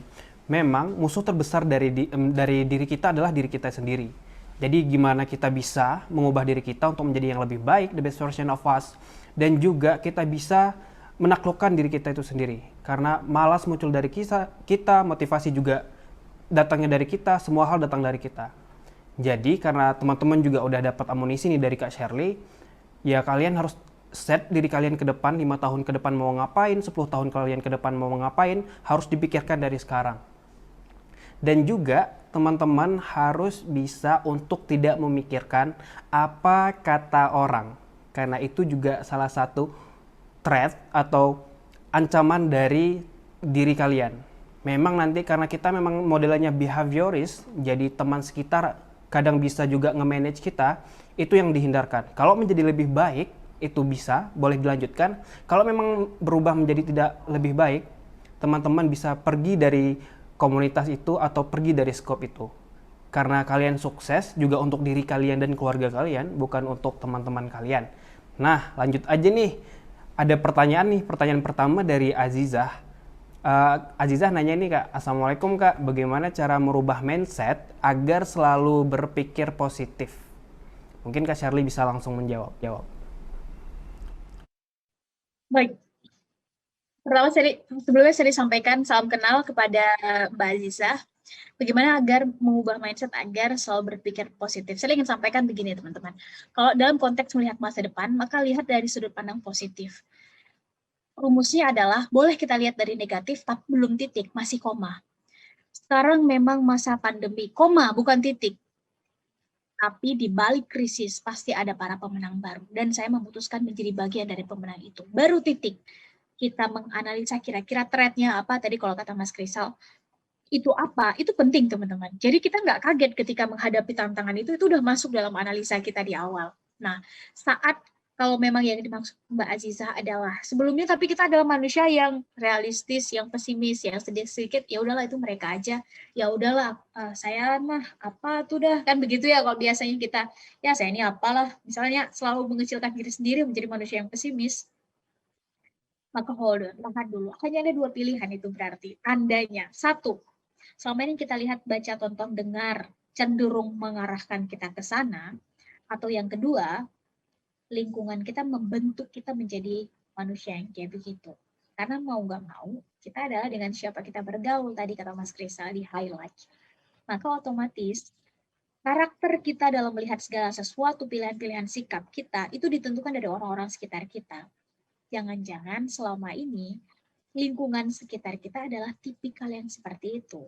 Saat teman-teman pengen mengubah satu kebiasaan tertentu dari misalnya bad habit menjadi good habit, maka otomatis salah satunya adalah ubah. Inputnya diubah. Nggak mungkin outputnya bakal berubah kalau inputnya nggak diubah. Pertama adalah ganti yang dibaca, yang ditonton. Kalau kita nih anak muda sosial media, coba segera cek yang unfaedah di unfollow aja. Teman-teman senang dalam dunia entrepreneur, follow tuh akun-akun yang banyak membahas hal-hal yang entrepreneur. Teman-teman pengen saya kuliah ke luar negeri, follow tuh akun-akun yang ngebahas tentang strategi dan trik-trik ke sana. Teman-teman pengen misalnya apa, perubahan apa yang pengen ada di diri teman-teman, hidup lebih sehat misalnya, follow tuh akun-akun yang ngebahas itu. Lebih pengen terbuka mindsetnya tentang apa yang terjadi sekarang, follow tuh akun-akun yang ngebahas itu. Dengan demikian, teman-teman ngebuka sosial media yang nggak ada masalah, yang teman-teman baca juga adalah hal yang mengarahkan teman-teman ke sana. Ubah dulu inputnya. Yang dibaca, lihat, tonton, dengar. Yang kedua adalah, ada orang bijak yang bilang gini, pengen tahu karakter kita dan mengganti itu, maka cek 5 orang terdekat kita. Orang terdekat kita adalah pencuri, ya kita 5 orang terdekat kita pencuri, kitalah pencuri ke-6. 5 orang terdekat kita penggibah, ya kitalah penggibah ke-6. 5 orang terdekat kita entrepreneur, ya kitalah entrepreneur ke-6. 5 orang terdekat kita adalah orang yang suka ngelihat segala sesuatu dari sudut pandang negatif dan cenderung menyalahkan tanpa ada saran, kritik yang membangun, ya kita lah tipikal orang yang kayak begitu, yang keenamnya. Segera cek 5 orang terdekat kita seperti apa. Karena saat kita nggak bisa memberi warna, tandanya itu tanda-tanda bahwa kitalah yang diwarnai oleh lingkungan sekitar. Salah Kak Seri? Ya nggak ada salah. Kalau memang itu keputusan kita, tapi pastikan kita diwarnai oleh lingkungan yang positif. Cari lingkungan yang positif. Tadi udah di-highlight juga oleh Mas Kristal. Kalau memang ternyata 5 orang terdekat kita adalah lingkungan yang ngasih bad impact secara behavior, secara kebiasaan, secara apa yang kita lakukan, maka segera cari 5 orang terdekatnya. Orang bijak juga bilang kita adalah dengan siapa kita bergaul dengan penjual minyak wangi, ya dikit-dikit kita dapat wanginya. Bergaul dengan penjual besi, kita juga dapat bau besinya. Silahkan teman-teman cek kira-kira selama ini berada di sekitar orang yang kayak gimana, cek 5 orang terdekat, maka kurang lebih kita lah manusia ke-6 yang punya karakter kurang lebih kayak begitu. Saat itu bukan menjadi target kita, maka pelan-pelan harus diganti. Nggak mungkin mobil ternyata kita pengen gerak dalam kecepatan 100 km, nggak mungkin kalau ternyata bannya nggak mendukung, nggak mungkin. Ini harus pakai ban dengan kecepatan tinggi juga yang kalau misalnya ya kena kerikil dikit dia nggak cepat bocor, nggak mungkin dengan pakai remnya yang gampang blong, nggak mungkin. Ini harus diganti. Dan memutuskan mengganti bad habit menjadi good habit, ini adalah tentang logika, bukan tentang perasaan. Kita boleh selama ini mengakui bahwa ada kelompok-kelompok tertentu, termasuk kita perempuan, lebih banyak menggunakan perasaan dalam memutuskan, tapi pastikan teman-teman, dalam memperjuangkan target, goal, cita-cita, kita pakainya logika, bukan perasaan. Mengerjakan sesuatu berdasarkan keseharusannya, bukan berdasarkan apa yang kita ingin. Saya pikir demikian, semoga setidaknya menjawab dari 2 perspektif itu. Kepada Mbak Azizah, diserahkan dulu pada moderator. Bagaimana kita tidak jadi insecure, memang kita butuh motivasi nih. Kalau dari Kristal sendiri nih Kak, motivasi seperti melihat film atau ngelihat orang lain nih, malah kalau memang motivasinya kita insecure untuk menjadi lebih baik, itu malah lebih bagus. Artinya kita khawatir untuk menjadi the better version of us. Jadi itu adalah salah satu start point dari Kak Azizah tadi untuk kakak menjalankan hidup kakak menjadi lebih baik kayak gitu. Mungkin untuk lebih selang-selingnya, pertama di chat, kedua Kristal mau ke yang raise hand nih. Dari tadi itu udah kayaknya Mas Kamarul Iskandar udah nunggu dari tadi untuk ingin bertanya. Boleh Mas langsung on mic atau on cam sekalian.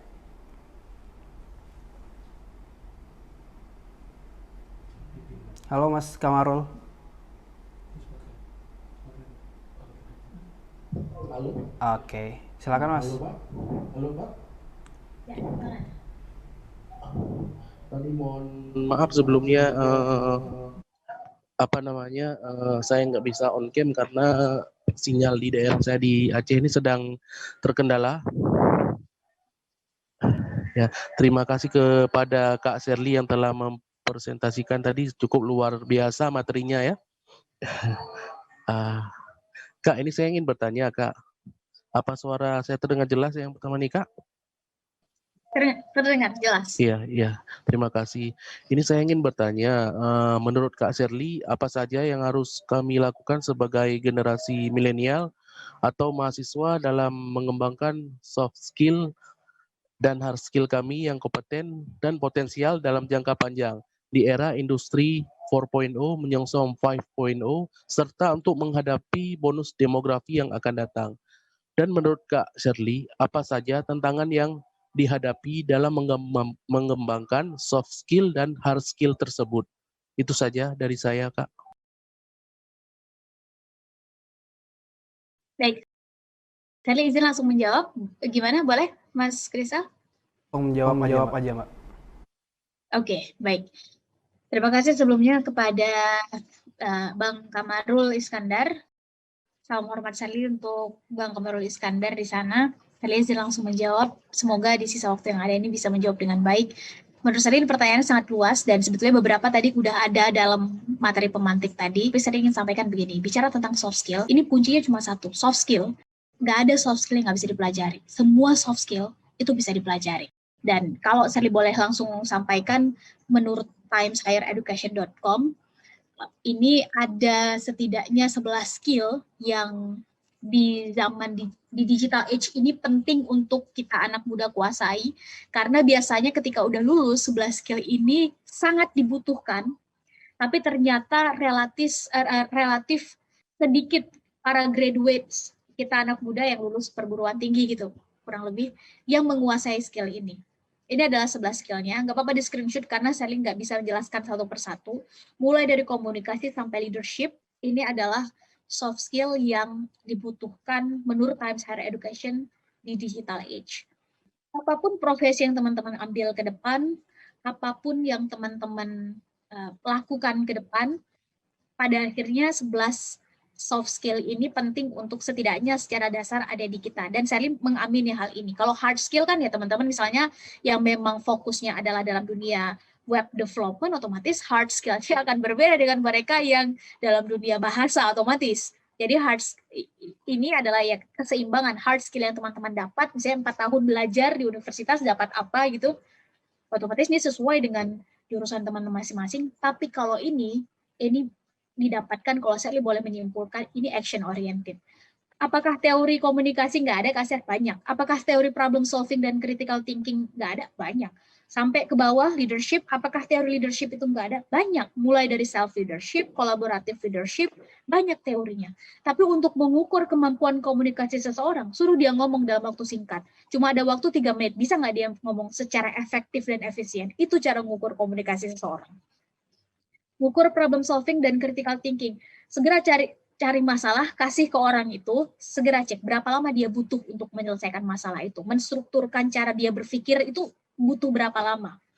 Kemampuan seseorang beradaptasi. Silakan, teorinya banyak. Bahwa cara beradaptasi dengan baik adalah bla bla bla, banyak. Tapi cara terbaik ngetesnya adalah taruh dia di luar zona kenyamanannya. Kira-kira butuh berapa lama dia beradaptasi dengan zona barunya. Dan seterusnya sampai leadership. Karena leader is not a position, leader is an action. Dan bicara leadership, pada akhirnya leadership bukan tentang one man show, tapi tentang the next generation, tentang bagaimana selanjutnya, generasi selanjutnya dipupuk, dididik untuk bisa melanjutkan. Karena leadership pada akhirnya adalah tentang pergiliran. Dan bukankah semua ini didapatkan, nggak cukup hanya sekedar hitam di atas putih.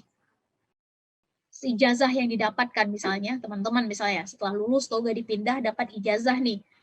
Pada akhirnya hitam di atas putih itu kan hanya akan mengantarkan kita sampai pada tahap interview, teman-teman. Kalau Shirley boleh membongkar mindset yang Shirley dapat dulu, kalau Shirley boleh jujur, bahwa nggak cukup.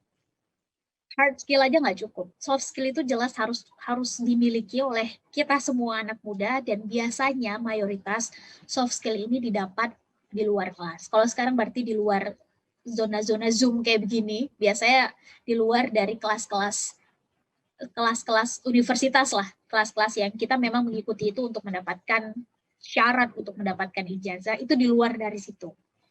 Dengan cara berorganisasi, dengan cara ikut kegiatan-kegiatan lain yang di situ kita bisa mengasah skill-skill tertentu. Tapi terlepas dari semua itu, menurut Shirley, yang paling menjadi tantangan dari kita semua anak muda, apalagi di tengah kondisi semuanya serba online ini, adalah Karena banyaknya informasi yang kita terima, teman-teman. Kalau di zaman orang tua kita kan dapetin informasi sulit tuh. Jadi otomatis terfilter dengan sendirinya. Di zaman kita, satu kali klik, ini jarak ruang waktu nggak ada arti. Mau nyebarin berapa informasi bisa. One click, thousand of people can be reached. Kita bisa nge-reach banyak orang. Dan dengan satu kali klik, kita bisa dapetin informasi banyak juga. Alhasil, kita mabok dengan informasi. Bener ya? Dan ini yang ngebuat kita jadi nggak fokus. Itu yang pertama tantangannya. Wajar, ketika hasil penelitian dari Monash University nyebutin, semakin ke sini, sumbu fokus anak muda itu makin pendek. Coba teman-teman ngelihat tontonan YouTube nih, yang di atas 10 menit. Pasti nyaris dari kita, kalau nggak terlalu menarik, kita akan skip-skip. Bener nggak? Fokusnya mulai turun, nggak bisa dengerin sesuatu yang lama itu makin nggak bisa, gampang terdistraksi. Dan teknologi ternyata mengamini itu, karena dengan sangat gampang, sangat mudah, proses pindahnya juga gampang untuk switch dari sebelumnya kerjain apa, tiba-tiba ada distraksi, itu gampang. Bahkan kita ini sedang webinar, kita juga nggak tahu ini kita sambil ngapain, sambil nyetir, sambil masak, sambil di kamar mandi, sambil tidur-tiduran, rebahan, kita juga nggak tahu. Betapa sekarang teknologi memang mempermudah, tapi segala sesuatu ada positif dan negatif. Negatifnya adalah kita gampang terdistraksi, sumbu fokus kita mulai merendah, mulai memendek. Dan yang kedua adalah pada akhirnya di tengah kondisi kayak begini, ini untuk mengenal seseorang atau bahasa kita adalah mencari kontrol sosial yang sesuai dengan visi dan value kita, ini makin sulit. Sosial medianya, seseorang dikenal dengan cara apa atau brandingnya kadang-kadang nggak sesuai dengan apa yang sebetulnya diri dia punya secara value. Dengan kata lain, semakin sulit bagi kita untuk bisa melihat sebetulnya ini orang mindsetnya ke arah mana, ini semakin sulit. Kalau dulu ya kita kenal sama orang ya karena kenal dia kayak gimana, kesehariannya seperti apa, benar nggak? Kalau sekarang satu orang bisa punya banyak akun, dan membangun personal branding lewat sosial media itu jauh lebih mudah dibanding personal branding di dunia offline. Benar ya? Apalagi saat kita bicara trust. Satu sosial media, betul bahwa dunia digital sekali kita nggak klik itu nggak bisa dihapus. Tapi pada akhirnya ini jauh lebih gampang untuk naik turunnya tuh jauh lebih gampang dibanding dengan dunia yang asli. Trust kalau dalam dunia asli biasanya kalau udah kita kehilangan ini sulit untuk didapat lagi. Tapi kalau dalam dunia online yang sekarang serba Internet of Things, ini gampang teman-teman. Naik turunnya trust publik ini gampang untuk dimainkan. Dan ini menjadi salah satu tantangan bagi kita, bagaimana agar, karena pada akhirnya saya percaya betul investasi jangka panjang terbaik itu adalah di manusianya. It's not about the gun, it's about the man behind the gun. Ini bukan tentang medianya, ini bukan tentang teknologinya, kalau tadi yang ditanya oleh Bang Kamarul, ini tentang kitanya, the man behind the gun-nya. Jadi kalau pengen ubah kondisi kayak begini adalah ubah manusianya. Cara ubah manusianya, ubah mindset-nya. Dengan cara, kalau Shirley pribadi, masuk ke solusi, ini adalah tentang kembalikan, apalagi anak muda, kembalikan critical thinking itu sebagaimana mestinya. Karena dengan punya critical thinking, kita jadi bisa memfilter, ini sebetulnya mana yang logis, mana yang enggak. Mana yang layak untuk saya yakini sebagai basic data untuk mengambil sebuah pilihan sikap, mana yang enggak. Mana yang sebenarnya faedah untuk saya tonton, mana yang enggak. Kelogisan berpikir, segala keputusan dan tindakan ini jelas jelas alasannya kenapa, bukan hanya sekedar ikut-ikutan. Mindset kayak begini, kembalikan critical thinking anak muda sebagaimana mestinya, ini menjadi penting. Dengan demikian kita bertanggung jawab untuk setiap keputusan kita, pilihan mindset kita, dan bukankah kalau ada dua hal di dunia ini yang paling bisa kita atur adalah mindset kita dan pilihan sikap kita. Saat kita anak muda, di tengah kondisi yang makin borderless, makin cepat, makin gampang berkolaborasi dengan orang, kita bertanggung jawab untuk keputusan dan mindset kita sendiri. Bukankah sama dengan ketika ini semua dijadikan collective behavior, collective awareness, maka bukankah mungkin ini menjadi gulirannya menjadi, kalaupun ada perubahan yang bareng-bareng, perubahan yang besar, ini menjadi ombak yang bisa ngasih perubahan secara besar. Jadi tantangannya adalah itu menjadikan ini sebagai collective awareness, kesadaran kita semua, Dan kalau ada hal yang menurut Sally di tengah masa kondisi yang borderless kayak begini, apalagi kita anak muda Indonesia, ini yang menurut Sally PR besar adalah critical thinking kita. Kalau enggak, gampang banget untuk mengadu domba, itu gampang banget. Congkel dikit bagian ini, udah kita ribut. Nanti kasih isu sedikit dalam hal ini, udah kita ribut. Padahal sebenarnya isunya juga adalah isu pengalihan dan lain-lain. Dengan anak muda, para pengguna teknologi, Internet of Things, pemain utama di digital age, pemain utama nanti di bonus demografi, cara berpikirnya udah kena di situ, maka otomatis kita memulainya dari hilir. Menyelesaikan masalah kan nggak bisa memulai dari hulu, karena menyelesaikan masalah nggak bisa dari hilir, harus dari hulu, dan hulunya otomatis lihat dari kepalanya, lihat dari mindsetnya. Saya pikir demikian. Teman-teman, sayang banget karena kita udah di penghujung acara, jadi emang banyak banget nih pertanyaan-pertanyaan dari teman-teman. Mohon maaf sekali, dari Krisal pribadi itu tidak bisa kita tanyakan langsung ke Kak Shirley, dan juga ada beberapa orang yang raise hand. Tapi untuk terakhir ini Krisal mau headlight, memang seperti yang sudah dijelaskan oleh Kak Shirley tadi, ibaratnya waktu itu adalah pedang. Apakah waktu bakalan ngenebas kalian atau kalian nih yang bakalan ngatur waktu? Sama juga dengan halnya perkembangan teknologi yang sekarang terjadi di Indonesia. Banyak nih teman-teman, pasti massive informasi yang dapat teman-teman tiap hari, konsumsi tiap hari, mulai dari handphone, laptop, internet, Instagram, media sosial yang lain. Nah, oleh karena itu, bagaimana kita bisa berevolusi atau beradaptasi dengan teknologi tersebut? Sama halnya dengan Widya Wicara. Widya Wicara di sini ingin beradaptasi dengan perkembangan teknologi industri 4.0 khususnya sekarang. Oleh karena itu, kita berfokus nih kepada anak-anak muda, di mana kita masih tetap bisa beribadah, mengetahui nilai-nilai agama, tapi dengan the new version of way, yaitu dengan smart speaker ini. Mungkin teman-teman juga udah tahu tadi, smart speaker ini banyak fitur-fitur agama yang bisa teman-teman dapatkan. Mulai dari doa harian, teman-teman juga bisa baca hadis di sini. Juga teman-teman di sini juga bisa tahu waktu imsak, waktu berbuka puasa, dan juga zikir pagi petang.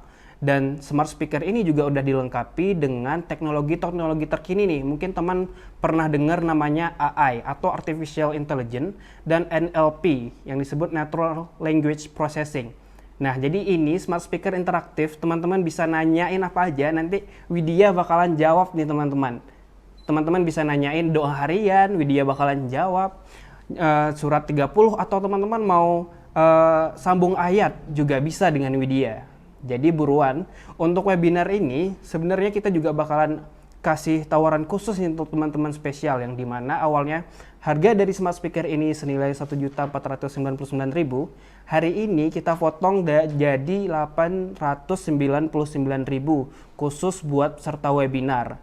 Jadi kalau di luar peserta webinar ini tidak dapat harga yang seperti Krisal sebutkan tadi.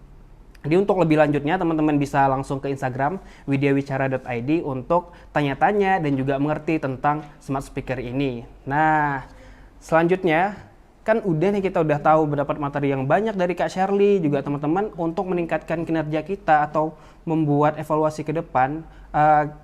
Krisal udah nyantumin link webinar atau evaluasi di kolom chat. Mungkin teman-teman bisa bantu isi untuk ke depan kita bakalan buat webinar yang lebih bermanfaat lagi, bahkan bermanfaatnya sama seperti ini. Jadi teman-teman bisa langsung minta tolong untuk dievaluasi. Dan jangan lupa ya teman-teman, kita juga bakalan ada voucher OVO untuk 2 orang pemenang nih. Teman-teman bisa kasih tahu bagaimana keseruan kita webinar kita hari ini dengan membaginya di story teman-teman. Kayak gitu. Mungkin sebelumnya Krisal mau minta tolong untuk teman-teman semua on cam supaya kita bisa dokumentasi kegiatan kita dan keseruan kita hari ini. Mungkin Kak Shirley, teman-teman lain, Mas Kamarul dan semuanya bisa on cam. Kita bakalan dokumentasi dulu, jangan malu karena kalian semua cantik-cantik dan ganteng-ganteng juga. Jangan insecure, tadi kata Kak Shirley juga. Jadi teman-teman harus pede dengan dirinya sendiri.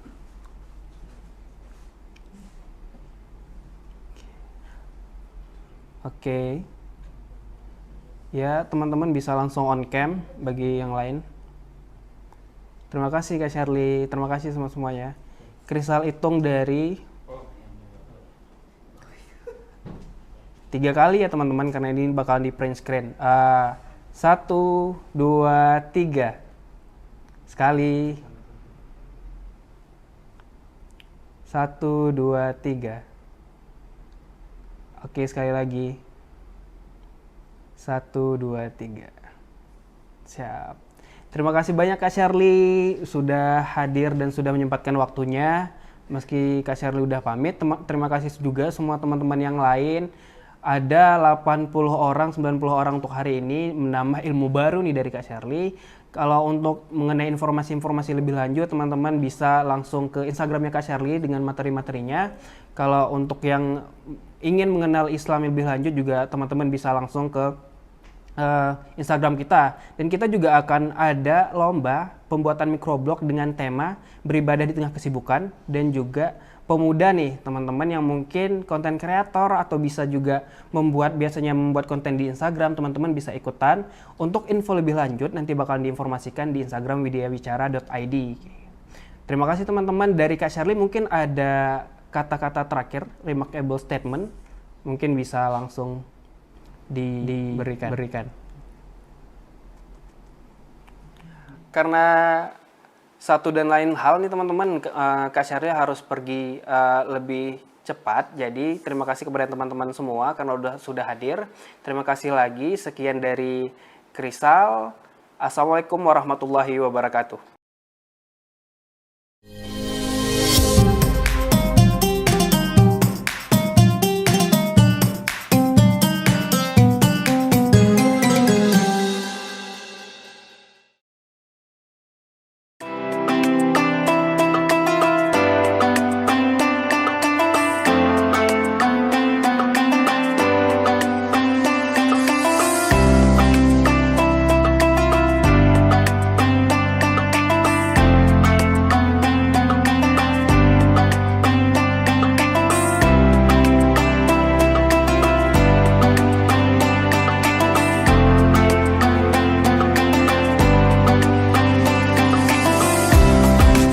Assalamualaikum sahabat Widya, sahabat pasti sudah tidak asing kan dengan smart speaker Widya Wicara ini.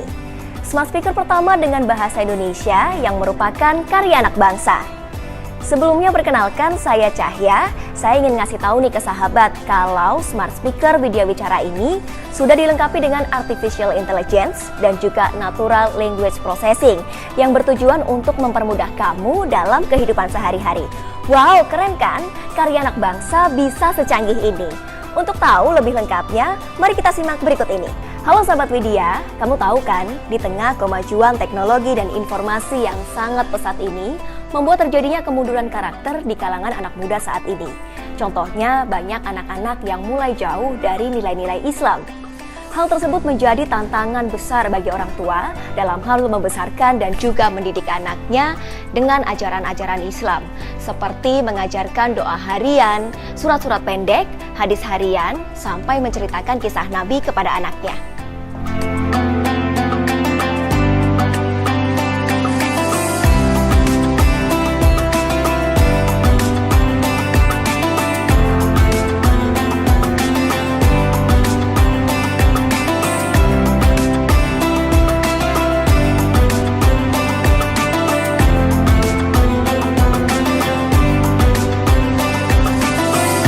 Karena itu, saya memilih smart speaker Widya Wicara ini untuk membantu pertumbuhan anak-anak agar sesuai dengan nilai-nilai dasar Islam seperti mengenal surah di Al-Quran, riwayat Nabi, doa-doa harian, hingga mengerti terjemahan dalam Al-Quran.